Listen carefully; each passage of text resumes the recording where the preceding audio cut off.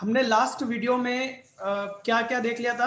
हमने principle of management का थोड़ा सा कॉन्सेप्ट समझा था कि क्या होता है ना। अभी हमने डिटेल में नहीं समझा है, ठीक है। और ये जब चैप्टर कंप्लीट होगा बच्चों, हम लोग उसके बाद में इसके एमसीक्यूज और शॉर्ट क्वेश्चंस जरूर देखेंगे। और यकीन मानिए आप लोगों को बहुत कॉन्फिडेंस बिल्डअप होगा आपका यदि आप एमसीक्यूज आसानी से कर लोगे। बस आपको करना इतना है कि रोज क्लास में हम जो लोग पढ़ रहे हैं उनको ध्यान से समझना है ना। मैं जहां बोलता हूं कि इसको ध्यान दो, वैसे तो हर चीज में पॉइंट टू पॉइंट ही पढ़ा रहा हूं जिसमें से एमसीक्यूज बनेंगे, ठीक है। बट इस चैप्टर के बाद में हम एक लेक्चर एमसीक्यूज का लेंगे, ठीक है, क्लियर। और जिन स्टूडेंट्स जो भी शायद ये लाइव देख रहे हैं यूट्यूब पे, वो लोग क्या करेंगे, हमारा एप्लीकेशन है फोकस ट्यूटोरियल, जो कि आप गूगल प्ले स्टोर से डाउनलोड कर सकते हैं यदि आपको आगे के नोट्स वगैरह और वीडियोस चाहिए तो। चलिए स्टार्ट करें। तो कल हमने मैनेजमेंट प्रिंसिपल क्या होते हैं इनको थोड़ा सा समझा था। सिंपल सी चीज समझी थी, गाइडलाइन होती है, ठीक है। जिसमें हमने देखा था कि दो फेमस लोग हैं जिन्होंने क्या दिए, प्रिंसिपल दिए थे। तो पहला कौन था, हेनरी फ्योल, राइट। इनके बारे में थोड़ा सा ये जान लेना, ये कौन से थे, किस ईयर में इनका बर्थ हुआ था, माइनिंग इंजीनियर थे। एमसीक्यूज है बेटा आगे, क्या कि हेनरी फ्योल क्या थे, माइनिंग इंजीनियर थे, कौन थे, है ना, साइंटिस्ट थे, क्या थे, ये आएगा एमसीक्यू, ठीक। चलिए इसमें हमने सबसे पहला डिवीजन ऑफ वर्क देखा था, डिवीजन ऑफ वर्क। अब क्योंकि मैंने आपको कल बोला था कि आप लोग कौन सा वीडियो देखोगे, लिज्जत पापड़ वाला मेगा किचन, बट बच्चे बता रहे हैं कि अभी यूट्यूब पे वो वीडियो तेलुगु में है ना, हिंदी में नहीं है। तो अब मुझे आपके लिए कोई नया वीडियो बताना पड़ेगा जो अभी हिंदी में अवेलेबल हो, ठीक। तो उसमें बहुत अच्छा एग्जाम्पल था डिवीजन ऑफ वर्क का। तो मैं अब इन सभी के लिए आपको एक अच्छा वीडियो बताऊंगा जहां पर लगभग ये सारी चीजें आपको मिल जाए। पर फिलहाल हमको आगे बढ़ना पड़ेगा क्योंकि वो वीडियो मुझे भी देखने पड़ेंगे, ढूंढना पड़ेगा, ठीक है। इसमें हमने अथॉरिटी एंड रिस्पॉन्सिबिलिटी देखी थी, देख लिया था, है ना, ठीक है। डिसिप्लिन देख लिया था बेटा, यूनिटी ऑफ कमांड देखा था, यूनिटी ऑफ कमांड नहीं देखा था। मैंने ये डायग्राम याला डायग्राम बताया था, गैंग प्लैंक वाला, है ना। हाँ, एक व्यक्ति को ही ऑर्डर कर सकता है, मतलब सॉरी सॉरी गलत, एक व्यक्ति केवल एक व्यक्ति से ही ऑर्डर ले सकता है। एक व्यक्ति तो कई लोगों को ऑर्डर दे सकता है, पर एक व्यक्ति केवल अपने एक ही सुपीरियर से, है ना, ऑर्डर ले सकता है, उसके दो सुपीरियर नहीं होना चाहिए, क्लियर। ये क्या था, unity of command. Now next इसके बाद आ रहा है unity of direction. Unity of direction मतलब मिलिट्री में आपने देखा होगा, कमांडर जो बोलता है बाकी उसके जितनी भी उसके साथ में उसके सोल्जर्स होते हैं वो वही करते हैं जो एक कमांडर ने बोल दिया। बोलते हैं ना बटालियन, कभी पिक्चरों में सुना हो, फलाना बटालियन, बटालियन बटालियन मतलब एक टीम, राइट। अब उस बटालियन का एक ही कमांडर है, वो कमांडर जो ऑर्डर करेगा वही सारे वो बटालियन वाले करेंगे, उन बटालियन के लिए कोई और दूसरा कमांडर नहीं होगा। बात समझ में आ रही है, सिंपल सी बात। क्रिकेट टीम देखिए, क्रिकेट देखते हैं, क्रिकेट में कैप्टन होता है जो बाकी सारे लोग जो दूसरे प्लेयर हैं उस कैप्टन की सुनते हैं, है ना। एक ही कैप्टन होता है और एक ही कैप्टन की सारी बात सुनी जाएगी। तो यहाँ पर यूनिटी ऑफ डायरेक्शन का मतलब यही है कि पूरी टीम को कोई गाइड करेगा, कोई डायरेक्शन देगा, कोई ऑर्डर करेगा, तो वो केवल एक ही पर्सन होना चाहिए, है ना। दो दो कमांडर नहीं होना चाहिए, दो दो कैप्टन नहीं होना चाहिए, नहीं तो किसकी सुने, राइट। और यदि ऐसा हुआ तो पता चले एक कमांडर ने पहले बोला गड्ढा खोदो 8 फीट, दूसरा आया उसने भी बोला गड्ढा खोदो 8 फीट, तो उसने और आधा खोद देना, है ना। डुप्लीकेशन हो जाना, बार बार उसका क्या होना, दोहराव होना, डुप्लीकेशन होना। तो डुप्लीकेशन की समस्या आएगी यदि यूनिटी ऑफ डायरेक्शन को आपने ब्रेक करा, क्लियर। फटाफट इसको देखते हैं। ज्यादा अच्छे से तब क्लियर होगा जब अपन डिफरेंस देखेंगे, यूनिटी ऑफ कमांड और यूनिटी ऑफ डायरेक्शन। ये रिएक्शन हो गया है, यहाँ पर डायरेक्शन वर्ड आएगा, ठीक है ना, डिफरेंस में। चलो पहले तो ऊपर देख लेते हैं। It is implied that there should be one head, इसका मतलब क्या है, ये क्या बताता है कि एक हेड होना चाहिए and one plan for a group, एक ग्रुप के लिए एक ही प्लान होना चाहिए और एक ही हेड होना चाहिए। एमसीक्यूज बनता है। ये लाइन बन जाएगी क्या, कि ये लाइन कौन से प्रिंसिपल को शो करती है, तो आप बोलोगे यूनिटी ऑफ डायरेक्शन को शो करती है ना। एमसीक्यूज बेटा ऐसे ही बनेंगे। इन सारे जितने भी अपन प्रिंसिपल देख रहे हैं इनकी पंच लाइन पूछी जाती है ना। जैसे कि ये डिसिप्लिन वाला सामने दिख रहा है आपके जस्ट यहीं पर, तो इसमें ये लिखा जाएगा रूल्स एंड रेगुलेशन, है ना। एक सेंटेंस लिखा जाएगा और जहां पर क्या लिखा जाएगा कि रूल्स और रेगुलेशन फॉलो हो रहा है या नहीं हो रहा है, तो आप बताओगे ये कौन सा है, डिसिप्लिन प्रिंसिपल है ना। नीचे यूनिटी ऑफ कमांड में क्या बोलेगा वो, कि एक व्यक्ति का एक ही सुपीरियर होगा और उसी से वो क्या ले सकता है, ऑर्डर, तो आप बोलोगे यूनिटी ऑफ कमांड। ऐसे हमको आइडेंटिफाई करना होगा। हालांकि सीबीएसई में तो इसी तरीके से पूछे जाते हैं, एमपी बोर्ड में थोड़ा सा वो हेनरी फ्यूल ने क्या ज्ञान दिया उसके बजाय वो हेनरी फ्यूल कब पैदा हुआ था, ऐसी चीजें पूछते हैं। वो कब पैदा हुआ था वो इंपॉर्टेंट नहीं रखता है साहब, नहीं ना, सिंपल है ना। उसने क्या ज्ञान दिया अगले ने, वो समझ में आया कि नहीं आया, वो ज्यादा जरूरी है। अब उनके जन्म से क्या मतलब है, नी भी मरे होते तो क्या हम जाके उनके धोप लगाते क्या, सिंपल है ना। पर एमपी बोर्ड ऐसे ही करता है। हाँ, नहीं तो मेरी फीस बढ़ जाती। अच्छा क्वेश्चन पूछता तो। चलिए, हाँ, तो एक हेड होना चाहिए, एक प्लान होना चाहिए एक ग्रुप का of activities having the same objective. इन सभी का एक ही क्या होगा, सेम ऑब्जेक्टिव होगा। भाई परचेस डिपार्टमेंट में कई लोग होंगे, राइट। उनका एक ही हेड होगा, कौन, परचेस मैनेजर। और उन सभी का एक ही काम होगा, क्या, परचेस करना, सही क्वालिटी पर सही रेट पर क्या करना, परचेस करना। क्लियर। आगे देखते हैं। In other word the related activity should B put on under their should be one plan of action for them, मतलब सभी के लिए एक ही प्लान होना चाहिए। नल ही वन ग्रुप, ये कुछ यहाँ पर मिस्टेक है लाइन में, मैं कल देख के बताऊंगा यहाँ पर क्या आ रहा है। And they should be in control of one manager, और ये सब किसके एक ही मैनेजर के अंदर में कंट्रोल होना चाहिए। ठीक है, यहां से आप इसके देखो पॉजिटिव और नेगेटिव इफेक्ट आप लोग देख लेना, है ना, क्योंकि हम यदि इतना पॉजिटिव नेगेटिव को भी मैं रीड करूंगा तो काफी टाइम लग जाएगा। और मेरे बस एग्जांपल जो मैं देता हूं, है ना, उनको ध्यान रखोगे तो ये इजी तरीके से समझ में आ जाएगा। ठीक है, जैसे देखो थोड़ा सा ध्यान रखना इसके नेगेटिव इफेक्ट में, देखो लेक ऑफ कोऑर्डिनेशन दिख रहा है, दिख रहा है सभी को, है ना। ये ध्यान रखना, पूछ सकता है कि यूनिटी ऑफ डायरेक्शन से क्या, यदि फॉलो नहीं करेंगे तो क्या होगा, तो हम ये रीजन लिख देंगे कि duplication of efforts and wastage of resources. Second, lake of coordination. Coordination तो जानते हैं, हमने फर्स्ट चैप्टर में अच्छे से पढ़ा है कोऑर्डिनेशन, है ना। And third, failure of achievement of goal. देखो एक बात बताऊं मैं, किसी भी प्रिंसिपल के फॉलो करने न करने का सबसे बड़ा इफेक्ट क्या होगा मालूम, गोल अचीव नहीं होगा।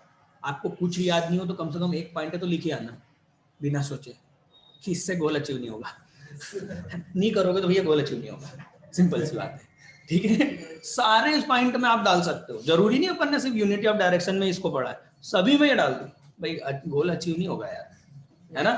चलिए डिफरेंस देखें, meaning one unity of command में one subordinate should received order from one boss only.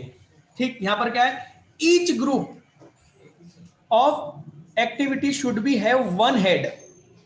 सारी एक्टिविटी, पूरे ग्रुप की जितनी भी एक्टिविटीज है वो एक हेड के अंदर और एक प्लान के अंदर होनी चाहिए। Clear. Um, it avoids dual subordination, मतलब यूनिटी ऑफ कमांड में क्या होता है, ये किसको, ये क्यों करते हैं, ताकि हम क्या कर सके, सबऑर्डिनेट के ड्यूअल इफेक्ट को, मतलब वो एक व्यक्ति से दो लोगों को ऑर्डर मिल रहा था ना, उसको अवॉइड कर सके। इससे क्या होगा, ये यूनिटी ऑफ डायरेक्शन हम इसलिए करते हैं ताकि हम अवॉइड कर सके ओवरलैपिंग। ओवरलैपिंग का मतलब एक काम को दूसरी बार कर देना, एक बार कर चुके थे फिर से कर देना उसी काम को, इसको क्या बोलते हैं? ओवरलैपिंग। इम्प्लीकेशन का मतलब कहां होता है, किस पे लागू होता है ना? तो किस पे असर पड़ता है? तो यूनिटी ऑफ कमांड का असर पड़ता है इंडिविजुअल एम्प्लॉय पर। बात को समझो, आपके ऑर्गेनाइजेशन में यूनिटी ऑफ कमांड नहीं है, राइट? एक बी है जिसको, नहीं सॉरी, सी है जिसको बी भी ऑर्डर कर रहा है और ए भी ऑर्डर कर रहा है, तो इसका इफेक्ट सिर्फ बेचारा सी पे पड़ेगा, है ना? और किसी पे नहीं पड़ने वाला, राइट? बट यदि आप यूनिटी ऑफ डायरेक्शन को फॉलो नहीं करते हैं, ये तो पूरे ऑर्गेनाइजेशन पर इसका इफेक्ट पड़ेगा, है ना? याद रखना, एमसीक्यूज बन जाएगा इसमें से, क्या कि किसका इफेक्ट पूरे ऑर्गेनाइजेशन पे पड़ता है, यूनिटी ऑफ कमांड का या यूनिटी ऑफ डायरेक्शन का, या फिलिंग द बैलेंस बन सकता है। बात समझ में आ रही है? ठीक, चलिए नेक्स्ट। देखो यार, एक चीज तो आप ये लोग मान के चलो, बिजनेस स्टडी कोई रट्टा मारने वाली चीज नहीं है ना? आपके आंसर भी इतने सीरियसली चेक नहीं किए जाएंगे। आपको क्या लगता है कि आपके आंसर वो वर्ड टू वर्ड चेक करते हैं? बिजनेस स्टडी को तो नहीं करेंगे। क्यों? क्योंकि बिजनेस स्टडी कोई रॉकेट साइंस नहीं है। अब सर रॉकेट साइंस क्या होता है? रॉकेट साइंस का मतलब होता है जरा सा भी इधर से उधर हुआ रॉकेट क्रैश हो जाएगा। समझ में आ रही? आज की एक न्यूज थी कि पृथ्वी अपने उस पर जो घूम रही है ना, वो थोड़ा सा तेज घूम रही है। कितना तेज घूम रही है मालूम है?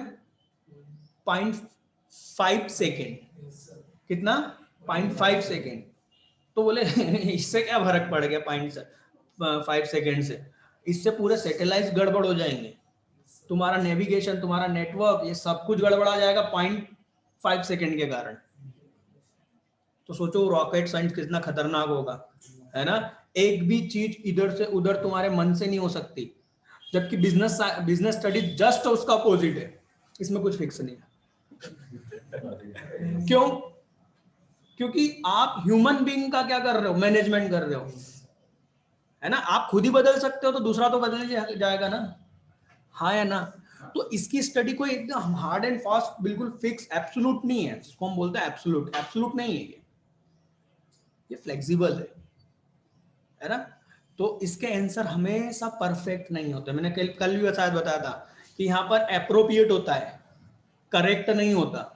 यहाँ आंसर करेक्ट नहीं होता, यहाँ आंसर क्या होता है? अप्रोप्रिएट होता है। इसलिए इसको समझो, और बस आपको लिखते समय क्या करना है, इन कुछ जबरदस्त वर्ड्स का यूज करना है, जैसे unity of command, unity of direction, ऐसे भारी शब्दों का उपयोग कर लो, आपको नंबर पूरे मिलेंगे। बस अपन क्या करेंगे, लोकल शब्द यूज करेंगे जो हमने समझा है, हमको उन लोकल शब्दों को कन्वर्ट करना है ऐसे भारी शब्दों में, ठीक है? इसलिए इसका लोड नहीं लेना, इसको बहुत मस्त तरीके से पढ़ो, बहुत काम आएगा ये। चलिए देखते हैं, subordinate of individual interest to general interest, इसका मतलब क्या है? देखिए, इसका सिंपल सा मीनिंग ये है कि आपको किसी एक, जब आप देखो ऑर्गेनाइजेशन में आप जब काम कर रहे हैं तो किसी एक गोल के लिए काम कर रहे हैं, और कौन से गोल के? ऑर्गेनाइजेशनल गोल के लिए। किसी एक इंडिविजुअल के लिए काम नहीं कर रहे हो आप, राइट? तो इसका सिंपल सा मतलब है, आपको ध्यान रखना होगा कि किसी एक इंडिविजुअल पर्सन के लिए, उसके अच्छे के लिए आप पूरे जो ग्रुप है उसका नुकसान नहीं कर सकते। जैसे सिंपल सी बात बता रहा हूं, भैया इतने बच्चे आते हैं, राइट? मैं पढ़ा रहा हूं, अब कोई एक विशेष बच्चा नहीं आया, मान लो कोई बच्चा नहीं आ रहा है, और मैं क्या बोल दूं, अरे यार आज नहीं पढ़ते यार, वो नहीं आया यार। अब एक बच्चे के चक्कर में मान लो 50 बच्चों का नुकसान हो रहा है, तो ये क्या है? गलत है। आप एक व्यक्ति के इंटरेस्ट के चक्कर में, एक व्यक्ति के फायदे या नुकसान के चक्कर में पूरे ग्रुप का नुकसान नहीं कर सकते। बस ये बता रहा है। कई बार ऐसा होता है कंपनी में, है ना, मैनेजर का कोई असिस्टेंट मैनेजर है और वो उसका कोई रिश्तेदार है, या कई बार क्या होता है मालूम है, जैसे परचेज डिपार्टमेंट, ध्यान से सुनना, परचेज डिपार्टमेंट में वर्मा जी है। अब जो प्रोडक्ट परचेस करना है तो वर्मा जी का साला है, या सिंपल सी बात सुना, जेठालाल सभी जानते हैं, है ना, जेठालाल और सुंदर, है ना। अब जेठालाल को कुछ खरीदना है ना, जैसे मान लो ईयरफोन खरीदने हैं, है ना, तो वो किससे खरीद रहा है? सुंदर से खरीद रहा है। क्यों? क्योंकि वो उसका क्या है, रिश्ते में लगता है। अब वो भले से 2 रुपए महंगा है, पर वो क्यों खरीद रहा है उससे? क्योंकि सुंदर उसका साला लगता है। बात समझ में आ रही है? इससे नुकसान किसको होगा? इससे नुकसान होगा ऑर्गेनाइजेशन को। 2 रुपए महंगा चीज खरीदी ना, राइट? ऐसा नहीं करना है। समझ में ही बात? चलो इसको आप पढ़ लेना, इसमें कोई खास दम नहीं है। बस इतना ही है कि भैया आपको पूरे ग्रुप के गोल के लिए सोचना है, ना कि किसी एक इंडिविजुअल। ये सिंपल सा एक और बताता हूँ, एक और एग्जांपल, ध्यान सुनना। मैंने पूछा कि भैया कहाँ चलना है घूमने? गोवा। अरे गोवा गोवा छोड़ो रे। हाँ गोवा, चलो तुम लोगों ने गोवा बोला, पर ये स्टूडेंट सच में कुछ खास है ना, हमारा फैमिली रिलेशन है रियल में, ठीक। इनने बोला सर मांडव चलना है, और मैंने बोला यार गोवा हुआ कुछ नहीं, मांडव जाएंगे। क्यों? क्योंकि एक इस विशेष पर्सन ने क्या बोल दिया? मांडव। तो ये गलत है। समझ में आई बात? ये किसका आपने उल्लंघन कर दिया? तो ये नंबर 6 का क्या, कि subordinate of individual interest to general, मतलब सभी के आप अपने इंटरेस्ट को छोड़कर जनरल इंटरेस्ट के, मतलब सभी के इंटरेस्ट के बारे में सोचना चाहिए। ठीक है, ये आप पढ़ लेना बेटा, इजी है, इसमें दम नहीं है, इसलिए इसमें ज्यादा ध्यान नहीं दूंगा मैं। ठीक है, चलिए यहां पर आ जाए। Remuneration of employ. भाई रेम्युनरेशन का मतलब क्या होता है? हिंदी में बोलते हैं पारिश्रमिक। पारिश्रमिक का मतलब होता है सैलरी, वेजेस। रेम्युनरेशन का मतलब होता है सैलरी या वेजेस, राइट। मतलब उसने जो आपके यहाँ काम करा, मेहनत करी, उसके बदले उसको सही आपको सैलरी और वेजेस देना चाहिए। सही सैलरी जिसको हम क्या बोलेंगे? Fair, appropriate. समझ में आ रही बात? किसी और ऑर्गेनाइजेशन में मान लीजिए आपके अकाउंटेंट है कोई, और आपने उसको 10,000 रुपए पर मंथ सैलरी दे रहे हैं, जबकि सिमिलर टाइप का बिजनेस उसी शहर में, है ना, 15,000 दे रहा है सेम जॉब के लिए, तो आप एप्रोप्रिएट सैलरी नहीं दे रहे हो। क्या होगा यदि ऐसा आप करोगे? तो कैसा? सही सैलरी नहीं दोगे तो क्या होगा? वो व्यक्ति की जब तक मजबूरी होगी तब तक ही आपके यहाँ टिकेगा। जैसे ही उसको कहीं और बाहर अपॉर्चुनिटी दिखेगी, वो क्या करेगा? चला जाएगा। फिर आप एक नए व्यक्ति को रखोगे, और आपके पास नया व्यक्ति कौन आएगा? नहीं आएगा, आएगा, ध्यान रखना, फालतू लोगों की सॉरी अनएम्प्लॉयड पर्सन की कमी नहीं है, राइट। पर स्किल्ड पर्सन नहीं आएगा आपके पास। स्किल्ड मतलब समझ रहे हो? जिसको काम आता है, अच्छे से आता है ना। स्पेशलिस्ट व्यक्ति नहीं आएगा, लर्नर आएगा, सीखने वाला आएगा। क्यों? क्योंकि आप सैलरी कम देते हो, ठीक भाई। कम सैलरी पे कोई अच्छा बंदा तो नहीं आएगा ना आपके पास में। लर्नर पर्सन आएगा, वो सीखेगा, जिस वक्त वो सीख जाएगा वो भी निकल जाएगा। बस तुम यही करते रहो, लोगों को ट्रेनिंग ही देते रहो सस्ते के चक्कर में। समझ में आ रही? ये एम्प्लॉइज का आना और जाना, इसको हम क्या बोलते हैं? Labour turnover. कल बताया था क्या मैंने? नहीं बताया? ठीक है, तो इसको क्या बोलते हैं? Labour turnover. यदि आप सही रेम्युनरेशन नहीं दोगे तो आपके यहाँ लेबर टर्नओवर बढ़ जाएगा। अच्छा, लेबर टर्नओवर बढ़ना अच्छी बात है? नहीं। यदि लेबर टर्नओवर बढ़ गया तो आपको स्पेशलाइजेशन का फायदा नहीं मिलेगा, और स्पेशलाइजेशन हमने कल पढ़ चुके हैं, है ना। तो स्पेशलाइजेशन का फायदा नहीं मिलेगा, एडवांटेज नहीं मिलेगी। तो आपको इस लेबर टर्नओवर को कम रखना है, और कम रखने के लिए आपको सही रेम्युनरेशन देना पड़ेगा। क्लियर? चलो, according to Fayol the quantum and method of remuneration payable to employees should be fair and reasonable. कैसा होना चाहिए? रीजनेबल और फेयर होना चाहिए। ये पंच लाइन है इसकी। रेम्युनरेशन कैसा होना चाहिए? फेयर एंड रीजनेबल होना चाहिए, ठीक है। और उसको काउंटिंग करने का एक स्पेशल तरीका होता है, जो कि मालूम है टेलर ने बताया है। अपन अभी फ्यूल के पढ़ रहे हैं। यदि आप फटाफट इसमें, मैं बताता हूं कौन से पेज नंबर पे आना है। ये रहा, पेज नंबर 9, पेज नंबर 9 पर ये जो अपना फोकस का ये लिखा हुआ है ना, इसके ऊपर देखो वेजेस दिख रही है। यहाँ पर हम अच्छे से समझ जाएंगे कि वो चाहता क्या था, ठीक है ना। यहाँ पर एक एग्जांपल दिया गया है, तो इसको अपन वहीं देखें, है ना। यहाँ अभी टाइम ज्यादा नहीं देते, इतना समझो कि सही, फेयर और रिजनेबल आपको क्या करना है, सैलरी वेजेस दे दी है, क्लियर है ना। Positive effect, negative effect. Positive तो आप जानते हो, अच्छी दोगे तो मोटिवेशन बना रहेगा, है ना, और एम्प्लॉय क्या होगा, सेटिस्फाई रहेगा, है ना, और जिससे क्या होगा, रिड्यूस होगा आपका लेबर टर्नओवर, जो लेबर टर्नओवर क्या होगा वो कम होगा, है ना। यदि फॉलो नहीं करोगे तो क्या होगा, लेबर टर्नओवर बढ़ जाएगा, है ना। तो ये चीजें ध्यान रखना है, ठीक।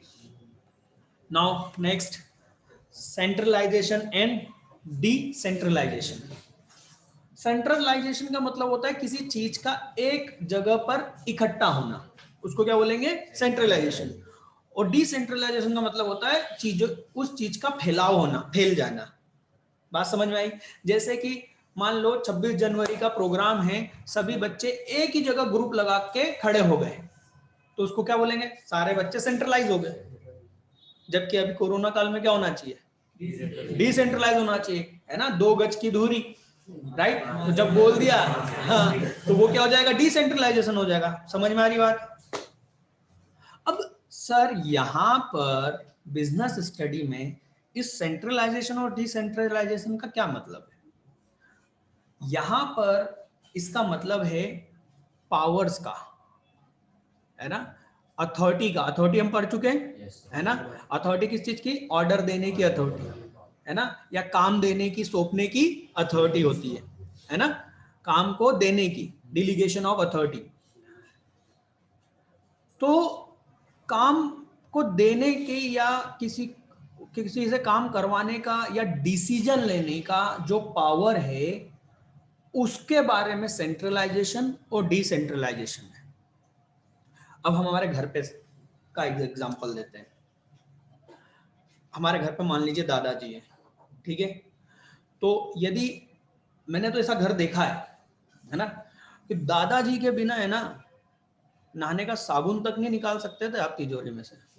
हाँ सच बोल रहा हूं मैं, पहले ऐसा ही होता था।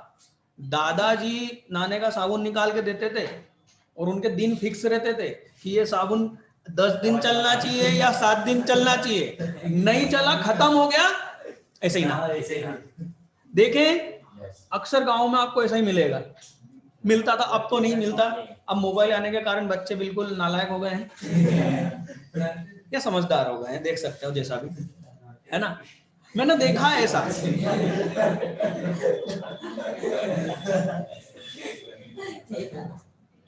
बेटा तेरे को नहीं मिला आज साबुन, मिला था, तुझे कैसे मालूम। चलिए, ठीक ठीक ठीक है। इधर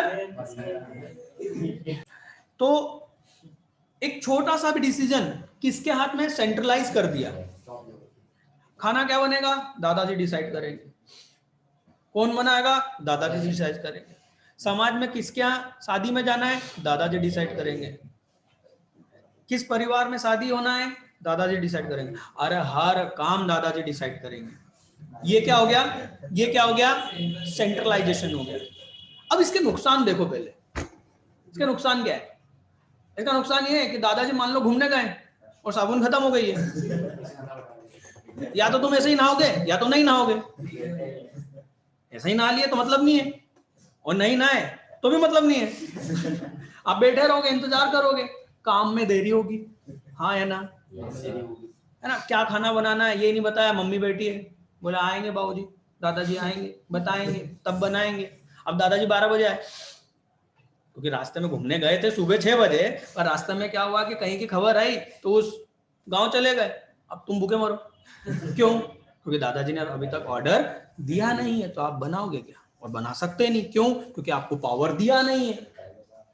तो भैया सेंट्रलाइजेशन अच्छी चीज है या बुरी चीज है,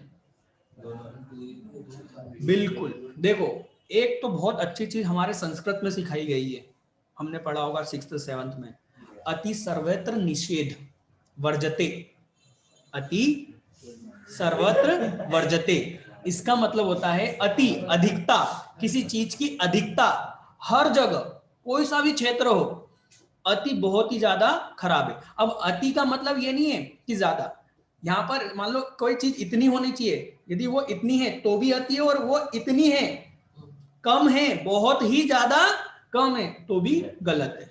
बात समझ में आ रही है?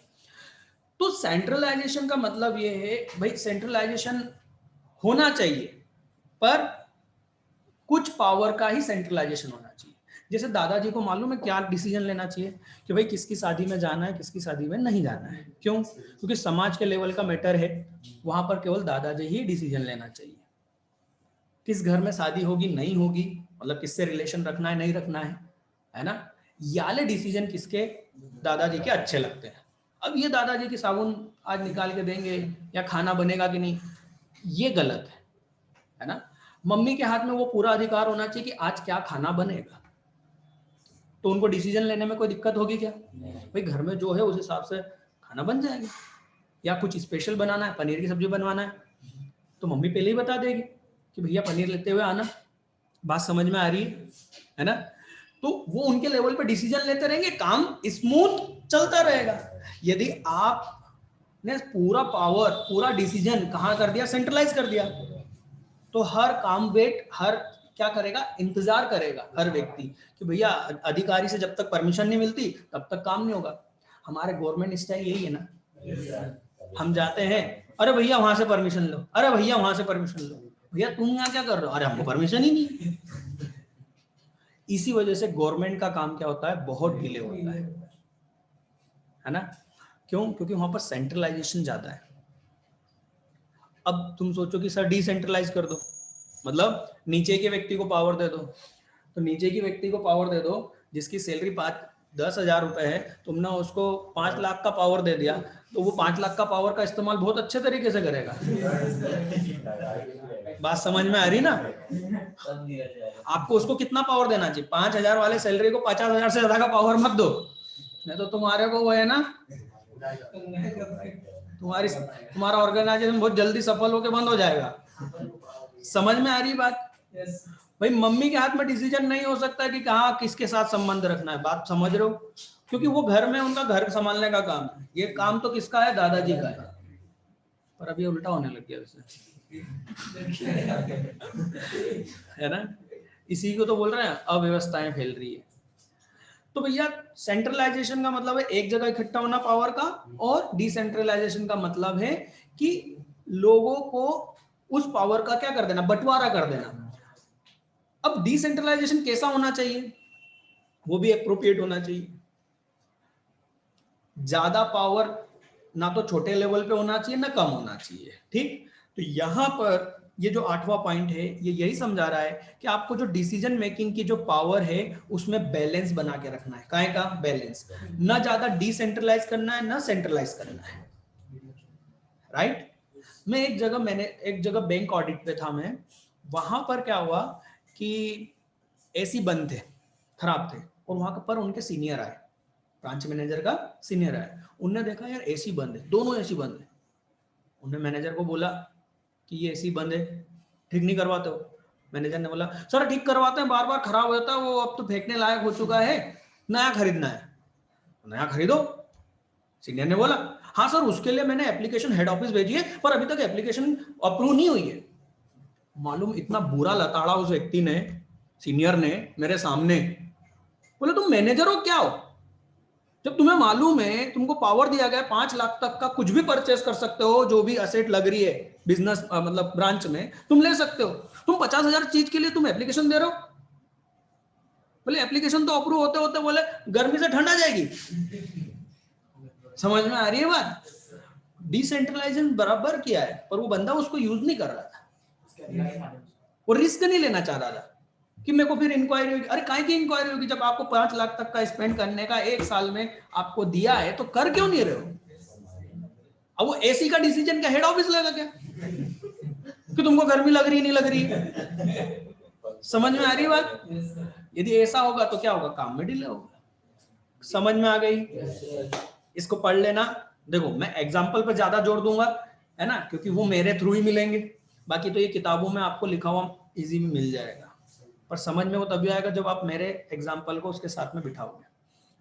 चलें पढ़ के रीड करके जरूरत है इसकी रीड करने की, बस सिर्फ ऊपर देख लो, ये डिसीजन मेकिंग अथॉरिटी, है ना, ये किससे रिलेटेड है, डिसीजन मेकिंग से। ठीक, चलिए इसके बाद में आता है स्कॉलर चेन। भाई ये सिंपल सा एक स्कॉलर चेन बोल रहा है, ये थोड़ा सा डायग्राम मेरा गलत हो गया है, मतलब टाइप होना और वो रह गया है। ये एफ के बाद में क्या आना चाहिए, आई, जी, जी आएगा ना, ठीक है।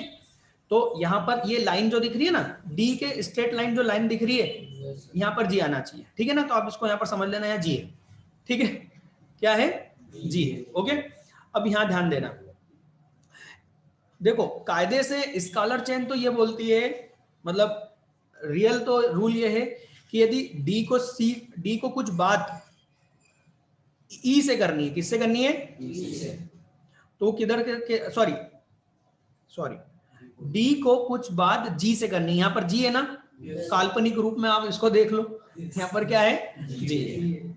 तो डी को बात किससे करनी है, जी से बात करनी है, और ये दोनों सेम लेवल पर है, मतलब ब्रांच मैनेजर, खंडवा का ब्रांच मैनेजर, खरगोन का ब्रांच मैनेजर, बात समझ में आ रही ना, सेम लेवल पर है।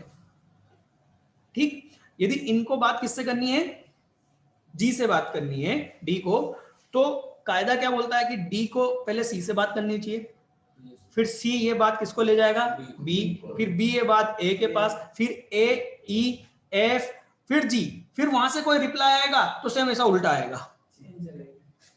समझ में आ रही बात, हो गया डिसीजन, है ना। समझो थाने का जो मेन अधिकारी होता है पुलिस थाने का, कौन, टीआई, है ना। अब एक शहर, दो पास में शहर हैं और किसी एक शहर में ऐसा अंदाजा है कि यहाँ पर क्या हो सकता है, कुछ बड़ा मैटर हो सकता है, दंगा हो सकता है, तो वो टीआई पास वाले टीआई से क्या फटाक से फोर्स बुलवा सकता है ना, इमरजेंसी है, तो वो डायरेक्ट क्या करे, अपने पास वाले टीआई, क्योंकि दोनों का लेवल सेम है, टीआई है दोनों, वो उस दूसरे टीआई को फोन लगा के बोल सकता है, भैया फटाक से यहाँ पर ये फोर्स भेज दो। बात समझ में आ रही है। अब यदि वो ऐसा जाए जैसे कि सीनियर को बोले, वो उसके सीनियर को, वो दूसरे जिले का है, ये अपने एसपी को बोलेगा, दोनों शहर पास में पर जिले तो अलग अलग हो गए। बात समझ में आ रही है। तो वो उसके एसपी को बोलेगा, वो एसपी, तब तक थाना ही चल जाएगा। बात समझ में आ रही है। तो स्कॉलर चेन यहां पर सिस्टम ये बोलता है कि इमरजेंसी पर आपको डायरेक्ट अपने लेवल पर बात करने की छूट होना चाहिए। टीआई से बात कर सकता है, एसपी से बात कर सकता है डायरेक्ट। बात समझ में आ रही है। इसी चीज को गैंग प्लैंक बोला, ये जो दिख रहा है ना डायग्राम में, इसी मेथड को क्या बोला है, गैंग प्लैंक। ये 2-3 बार प्रश्न पूछा जा चुका है, व्हाट इज गैंग प्लैंक। तो आपको ये पूरा लिखना है, स्कॉलर चेन को ही पूरा लिखना है। आप ये मत सोचना यार गैंग प्लैंक को अब मैं क्या लिखूं, ये तो स्कॉलर चेन था, नहीं, यही गैंग प्लैंक, तुम बस यहां से यहां तक छाप देना, ठीक है ना। 3 चीजें ध्यान रखोगे, क्या, इमरजेंसी में, केवल इमरजेंसी में सेम लेवल, सेम पोस्ट पर डायरेक्ट कम्युनिकेशन करने का ऑफर होना चाहिए, छूट होनी चाहिए उसको, राइट। समझ में आ रही बात, अधिकार होना चाहिए, ये है scholar chain. Now next, order. भाई ऑर्डर का मतलब क्या होता है, ऑर्डर का मतलब क्या होता है, आदेश देना कि भाई ये कर देना, इतने बजे तक आए ना।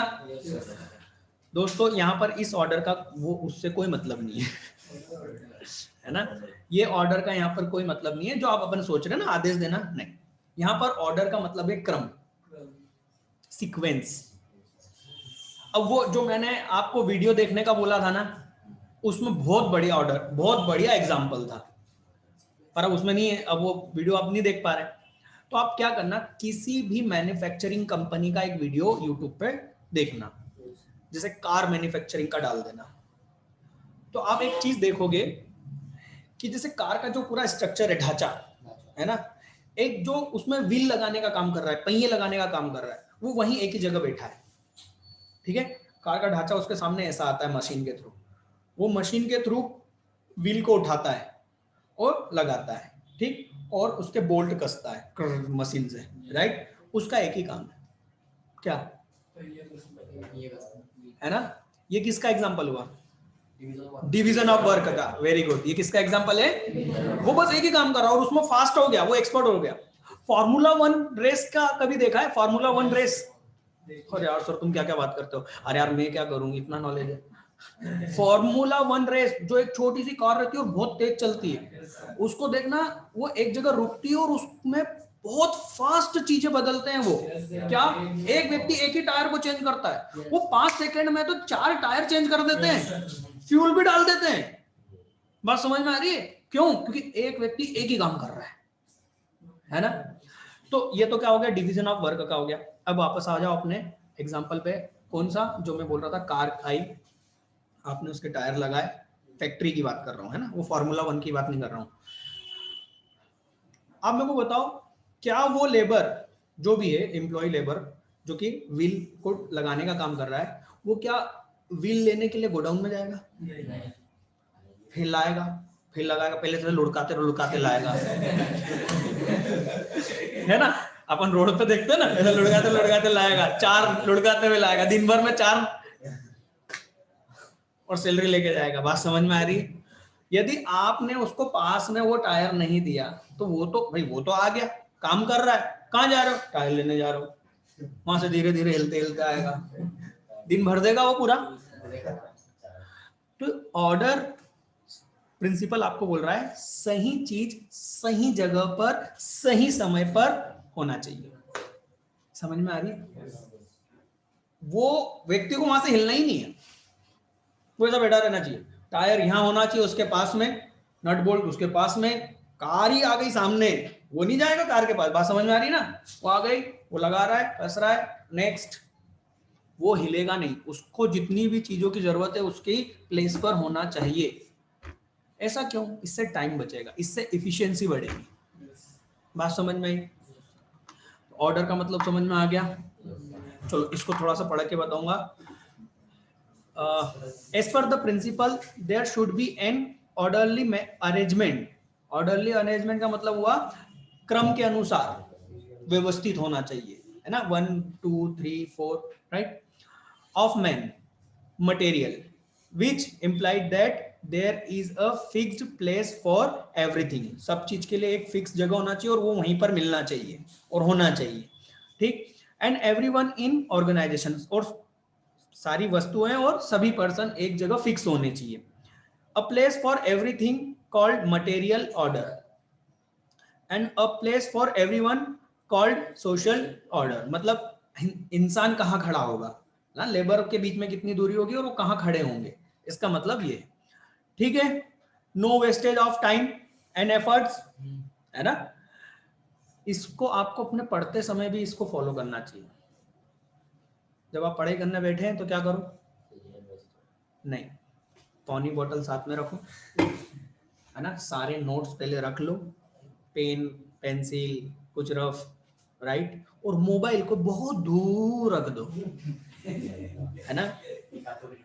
हाँ, और घर में तो सबसे पहले तुम मम्मी को बोल दो कि मम्मी इसको ऐसी जगह छुपाना कि मेरे को नहीं मिले। देखो फिर मम्मी कैसी जगह छुपाती है ना, तुमको कभी नहीं मिलेगा बेटा ढूंढ, ठीक है। मतलब उनका कहने का मतलब ये कि आप भाई, आप पढ़ने बैठो, ये आपका काम है, तो सारी चीजें आपके पास होना चाहिए, बार बार उठना नहीं, ठीक। चलिए ये हो गया। देखें नेक्स्ट, इक्विटी। सर ये वीडियो तो बहुत लंबा होने वाला है, बिल्कुल सब कंप्लीट कर देंगे आज, अपन कोशिश करेंगे, हाँ खत्म हो जाएगा। इक्विटी, इक्विटी का मतलब सर, इक्विटी शेयर्स नहीं, हाँ या ना। इक्विटी का मतलब होता है समानता, इक्वल, राइट। ये बोल रहा है कि भाई आप किसी भी व्यक्ति के साथ में, अपने कर्मचारियों के साथ में, एम्प्लॉय के साथ में भेदभाव नहीं करोगे, राइट। 2 लोग आए, 2 लोग समान पोस्ट पे काम कर रहे हैं, पर आप एक को ज्यादा सैलरी दे रहे हो, एक को कम, क्यों, क्योंकि वो तुम्हारा साला लगता है। अब वो सुंदरलाल है तो अब जेठालाल तो परेशान हो गई ना। तो वो ये कह रहे हैं कि भैया ऐसा नहीं करो, ऐसा करोगे तो क्या होगा, जो अच्छे एक्सपर्ट लोग हैं, है ना, वो आपको छोड़ के चले जाएंगे। क्यों? क्योंकि बोले यहाँ तो बोले क्या वो अंधों में काना राजा ना क्या क्या वो बोल के डायलॉग बोल के निकल जाएगा। समझ में आ रही है ना? तो आपको क्या करना चाहिए, इक्विटी का सिद्धांत रखना चाहिए कि सबको समान लेवल पर रखना चाहिए, है ना। एक व्यक्ति 10 बजे का टाइम है, वो आ रहा है 11 बजे, आप उसको कुछ बोल नहीं रहे हो, और दूसरे को यदि बेचारा 10:05 पे आ जाए तो उसके नानी मामी सब कर दो तुम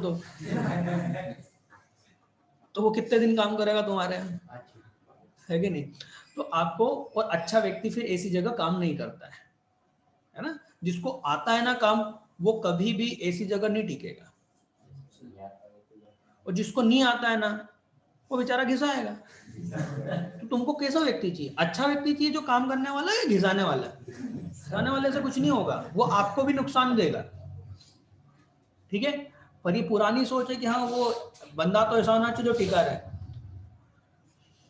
तो भाई गधों की जगह घोड़े पालना, घोड़े की जगह गधे पालने का शौक है तो पालो। समझ में आ रही है? चलो, this principle emphasis kindness and justice. ध्यान रखना, ऑब्जेक्टिव बनते हैं ये पंच लाइन है ना, ये काइंडनेस और जस्टिस है ना, इक्विटी का काइंडनेस और justice. Behaviour of manager toward the worker, it will bring loyalty. ये क्या लाता है? लॉयल्टी, डिवोशन, मतलब कि आत्मसमर्पण जैसा, है ना। in the behavior employees and they will put their best achieve the target। ठीक है ना, समझ में आया? किसी पर भी किसी तरह का भेदभाव नहीं करना, काला गोरा, जाति समाज, कांग्रेसी बीजेपी ऐसा कोई भेदभाव नहीं रखना। मैं करता हूँ यार, मैं बिल्कुल बताया बेटा वो उसकी पार्टी है यार, जिस भी पार्टी को वोट देता है, फैमिली देते, तुम दो, बोलोगे नहीं तुम, बेटा आ जा, ए बीजेपी, ए कांग्रेसी, चल चल चल। बात समझ में आई? ठीक। पॉजिटिव नेगेटिव इफेक्ट देख लेना, ठीक है ना, ज्यादा वो नहीं है, मतलब इजी इंपॉर्टेंट तो है पर टफ नहीं है ना, रीड करोगे तो समझ में आ जाएगा। Stability of personal. स्टेबिलिटी का मतलब क्या हो भाई? ये सिद्धांत ये बोल रहा है कि आप क्या करो, किसी भी कर्मचारी को, किसी भी एम्प्लॉय को अपने पास जब रखते हो तो उसको आपने जो भी काम दिया है ना, उस काम के लिए उसको उतना समय दो कि वो अपने आप को प्रूफ कर सके कि वो इस काम को अच्छे से कर सके। बात समझ में आई? अब आपने एक दिन में ही उसको जज कर लिया, अरे यार तेरे को तो कुछ समझ में नहीं आता, अब तू ये छोड़, ये तेरे से नहीं होगा, अब तू ये दूसरा काम कर। पहले काम में आपने उसकी मदद नहीं करी, यहां से उसका वो डिमोटिवेट हुआ, जब वो दूसरा काम करने जा रहा है बेटा, तो याद रखना वो ज्यादा संभल के काम करने के चक्कर में और गड़बड़ कर देगा। कभी देखना साइकिल को आप जब चलाओ ना, तो ज्यादा संभल के चलाओगे तो शायद जल्दी गिर जाओगे, डर है ना, क्योंकि डर है। बात समझ में आई? तो वो दूसरे काम को और जल्दी बिगाड़ेगा, फिर आप उसको बिगाड़ेगा, फिर आप उसको खाओगे, फिर तीसरा काम दोगे, फिर वो ऐसे करके तो हाथ जोड़ के चला जाएगा, भैया पागल है आदमी बोले। समझ में आ रही है बात? तो आपको उसको इतना समय देना चाहिए कि उतने समय में वो एक रिक्वायर्ड टाइम जिसको बोलते हैं, रिक्वायर्ड, कि भैया इतने समय में वो काम होना चाहिए। कई लोग होटल में जाते हैं, मैंने देखा है ना, होटल में जाते हैं, भैया ये ऑर्डर है ना, ये ला दो। अब 5 मिनट नहीं हुए, अरे यार भाई जल्दी लाना यार, कितनी देर है, अबे सब्जी बना के ला रहा है, काट के नहीं ला रहा है यार, मतलब कच्ची दे दे क्या तेरे को, बात को समझो ना। और फिर वो क्या हो जाएगा, जल्दीबाजी में क्या कर देगा, बिगाड़ देगा, बिगाड़ देगा ना कुछ तो गड़बड़ कर ही देगा, तुम चिल्ला चोट करोगे तो भाई एक सब्जी बनने के लिए जितना टाइम लगेगा उतना तो दे। आप बड़े होटलों में जाओ, वो पहले ही बोल देते हैं सर 30 मिनट लगेंगे, जल्दी हो तो निकल लो, क्योंकि वो अपना टेस्ट नहीं बिगड़ने देंगे चाहे कुछ भी हो जाए। समझ में आ रही बात है ना? और नहीं तो फिर ढाबे पे बैठोगे, जल्दी बना, उसने जब गैस तेज करी ले, हाँ, फिर तुम उसको बोलो अरे यार क्या बना दिया, बोले जल्दी में तो ये मिलता है ना। समझ में आई बात? आगे देखें, है ना, पढ़ने की जरूरत नहीं है इसको, ठीक है। इसके बाद में क्या आ गया, इनिशिएटिव का भी पॉइंट नंबर 12 डल गया है गलती से, बहुत सारी गलतियां हैं, मेरे को चेक करना पड़ेगी, ये सब जल्दीबाजी का काम है, ये भी जल्दीबाजी का नोट्स है ना, सर क्लास लगाओ, सर क्लास लगाओ, तो मैंने ऐसे ही फिर थोड़े बहुत गलतियां हो गई यार, अब है ना, मैं था, मैंने बनाए नोट्स, ये सब मैंने टाइप करे। हाँ, थर्ड, ये 13 इनिशिएटिव। इनिशिएटिव का मतलब क्या होता है, इसका मतलब क्या होता है, इसका मतलब होता है जो आपके जूनियर्स है ना, सबऑर्डिनेट, उनको वहां का ऐसा माहौल होना चाहिए आपके ऑफिस का, आपके फैक्ट्री का, कि आपके जूनियर आपको कुछ सजेस्ट कर सके। समझ में आ रही बात, है ना? यदि उनको दिमाग में कुछ आइडिया आता है तो आपके सामने फ्रीली, है ना, बिना डर के आपके सामने वो बात रख सके कि सर यदि अपन ऐसा करें तो क्या होगा, है ना, क्योंकि हो सकता है वो बहुत अच्छा आइडिया दे दे, पर तुम बोल दो तू मेरे को ज्ञान देगा, इतना बड़ा हो गया, अब मेरे को बताओ तुम्हारा करोड़ों का भी नुकसान हो रहा होगा ना, वो कुछ बोलेगा? ज्ञानी है ना, हो जाता। समझ में आ रही है बात? आप एक इंसान हो, आपकी भी एक लिमिट है सोचने की, राइट? यदि आप किसी जूनियर के अच्छा आइडिया को यदि आप सुन लोगे तो क्या नुकसान हो जाएगा भाई, फायदा ही हो सकता है ना।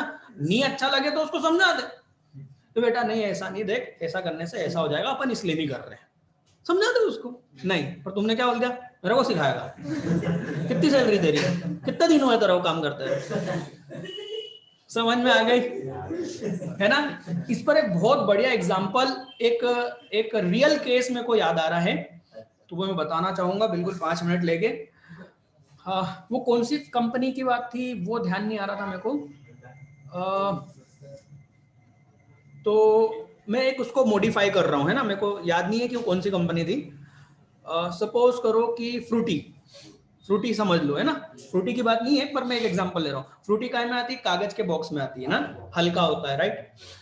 वहां पर एक ऐसी प्रॉब्लम आई कि वो जो ऐसा कुछ उसमें पैक होता था फ्रूटी में, मान लो फ्रूटी पैक होती थी, राइट? तो फ्रूटी कैसे वो आपने देखा होगा एक बेल्ट पर ऐसा सब कुछ चलता रहता है ना, और एक मशीन उसको फिल करती रहती है, आगे जाके वो पैक हो जाता है। तो मशीन में क्या फॉल्ट था, टाइमिंग का फॉल्ट था, ना जाने क्या फॉल्ट था। तो जैसे मान लो 50 फ्रूटी का एक बॉक्स बनता है, तो उस 50 में 2-3 फ्रूटी क्या होती थी, खाली होती थी, वो फिल नहीं हो पाती थी, और ऑटोमेटिक पैक होता था, है ना? तो अब किसी कस्टमर के पास गया तो पता चला 50 में से 3 क्या निकली खाली, तो सामने वाला तो नाराज होगा ना, सिंपल सी, उसने तो पैसे दिए ना, आपकी गुडविल खराब। अब पूरा ऑटोमेटिक सिस्टम है, इतना फास्ट है कि समझ में नहीं आ रहा है कि इसको चेक के मतलब कैसे करें।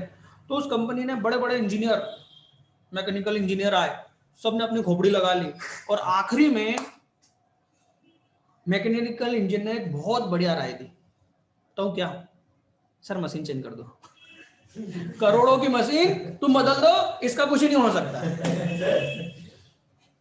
वहां के मैनेजर ने क्या करा, बोले ठीक है, आपने अपनी राय दे दी, ओके। मैनेजर गया कहा, उस फैक्ट्री में जहां पर ये काम हो रहा था, वहां पर एक दादा थे, ठीक है ना?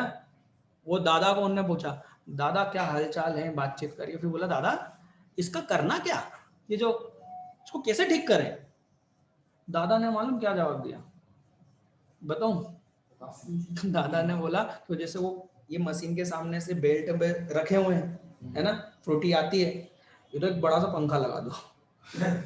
क्या होगा पंखा लगाने से, जो खाली होगी वो गिर जाएगी, अपने को मालूम पड़ जाएगा कि कौन सी खाली थी। बचा लिए करोड़ों रुपए। इनिशिएटिव, समझ में आई?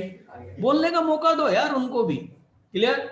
इससे क्या होगा, इससे फायदा ये होगा, वो मोटिवेटेड रहेंगे, वो बोलेंगे ना यार अपने को इमेज इज्जत मिलती है यार, सेठ डायरेक्ट अपने से पूछते हैं यार। ये मैंने खुद ने देखा है, जब मैं दुबई में जॉब करता था बेटा, वहां पर जो सीनियर थे ना, सबसे बड़े सेठ, वो डायरेक्ट फैक्ट्री में जाके, है ना, एक लेबर से इतने खुल के बात करते थे, और वो भी फिर मतलब उनका मोटिवेशन रहता था कि यार सेठ अपने से डायरेक्ट पूछ रहे हैं कि इसका क्या करना है, जबकि सेठ को मालूम है इसका क्या करना है। बात समझ में आ रही है? पर फिर भी जाकर सोचते थे यार इसका करें क्या, फिर वो अपना दिमाग लगाएगा, बोले गुड गुड यार गुड गुड, और करेंगे वो अपने हिसाब से, पर उसको गुड बोल के चले है ना? मोटिवेशन रहता है, कॉन्फिडेंस बना रहेगा, आपके साथ बना रहेगा वो व्यक्ति। क्लियर? नेक्स्ट, स्प्रिट दे क्राफ्ट्स। इसका मतलब है कि आपको ऐसा माहौल पैदा करना है अपने ऑर्गेनाइजेशन में कि हर एम्प्लॉय, ये नीचे देख रहे हो, रिप्लेस आई विथ वी, आई को काय में बदल दो, वी में। आपको ऐसा माहौल बनाना है कि एक व्यक्ति ये ना बोले कि मैं करूंगा या मैं नहीं करूंगा, हम। भाई कोई सा भी मैच यदि टीम जीतती है तो क्या बोलते हैं, हमने अच्छा एफर्ट्स किया, है ना? यही बोलते हैं ना कि मैंने बहुत अच्छा खेला, बाकी तो ये इसने तो मेरे को राउंड आउट करवा दिया था, फिर बोले मैंने तो आवाज दी थी तेरे को रुकने की, लड़ लिए वही। बात समझ में आ रही ना? आई नहीं वी, आई रिप्लेस वी को, वी रिप्लेस करता है आई को, ऑब्जेक्टिव बनेगा, ये देना बताना है। क्लियर? यहां पर हमारे प्रिंसिपल्स कंप्लीट हो गए, कौन से? हेनरी फ्योल के, इसके बाद हम टेलर के देखेंगे, राइट? है ना? आज के लिए बेटा इतना ही।